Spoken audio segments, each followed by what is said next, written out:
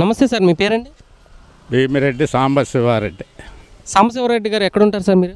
ఇక్కడే తాడేపల్లి రామాలయం street. Sir, Mangalagiri నియోజకవర్గం వస్తుంది కదండి. అవును. ఎలక్షన్స్ రాబోతున్నాయి కదండి. మరి మీ నియోజకవర్గం నుంచి పోటీ చేసే అభ్యర్థులు మీకు తెలిసే ఉంటుంది. టీడీపీ పార్టీ నుంచి నారా లోకేష్ గారు, అలాగే వైసీపీ నుంచి ఆర్కే గారు పోటీ చేస్తున్నారు, రామకృష్ణారెడ్డి గారు. సో వీళ్ళల్లో ఎవరు గెలిస్తే మీ నియోజకవర్గ అభివృద్ధి బాగుంటుందని మీరు అనుకుంటున్నారండి?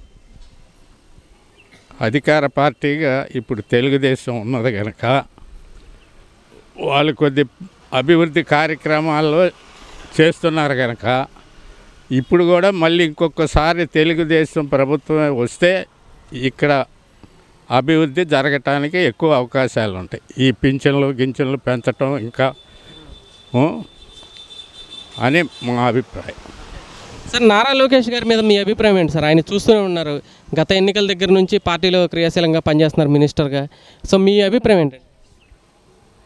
నారా లోకేష్ గారు కాదు, పార్టీ క్యాండిడేట్గా గెలిస్తే పార్టీగా ఆయన డెవలప్ చేసుకోవడానికే వీలుంటుంది. కానీ నారా లోకేష్ గారి వల్ల అవుతుందని కాదు. పార్టీ అభివృద్ధి చెందితే ఈయన గెలిచినందువల్ల పార్టీ చంద్రబాబు నాయుడు గారు మెయిన్ ఆయన కొన్ని కార్యక్రమాలు చేస్తున్నాడు కనుక 200 నుంచి 2,000 రూపాయల పింఛన్లు అటువంటివి వచ్చినప్పుడు సీనియర్ సిటిజన్స్ వాళ్ళు ఇప్పుడు తర్వాత చాలా కార్యక్రమాలు ఉన్నాయి. అవన్నీ బాగా ఇంకా ముందుకు వెళ్ళాలి అంటే మాలాంటి వాళ్ళకి ఇంకొకసారి తెలుగుదేశం ప్రభుత్వం వస్తేనే బాగుంటుంది అనేది మా ఉద్దేశం.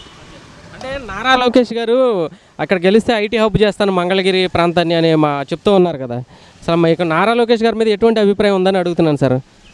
నారా లోకేష్ గారు చేస్తానంటున్నారు కనుక ఇప్పటికే కొన్ని ఐటీఐ ఈ కార్యక్రమాలు చేశారు కనుక మంగళగిరిలో కూడా గెలిస్తే ఐటీఐ కార్యక్రమాలు చేయటానికి ఆయనకి మంచి అవకాశాలు ఉన్నాయి కనుక ఓటు వేయటంలో తప్పులేదు. నారా లోకేష్ గారికి ఓటు వేసి గెలిపించితేనే మంచిది. సార్, ఇంతకుముందు మీకు ఎమ్మెల్యేగా ఆళ్ళ రామకృష్ణారెడ్డి గారు చేశారు కదా ఇక్కడ, ఆయన పనితీరు మీద మీ అభిప్రాయం ఏంటండి? ఆయన మంచి వ్యక్తియే, మంచి వర్కరు, రాజకీయ సేవ చేయటానికి కూడా మంచిదే. కానీ ఇప్పుడు ఉన్న పరిస్థితుల్లో తెలుగుదేశం ప్రభుత్వమే ఉండటం ఇంకొకసారి మంచిదే అని. Thank you sir.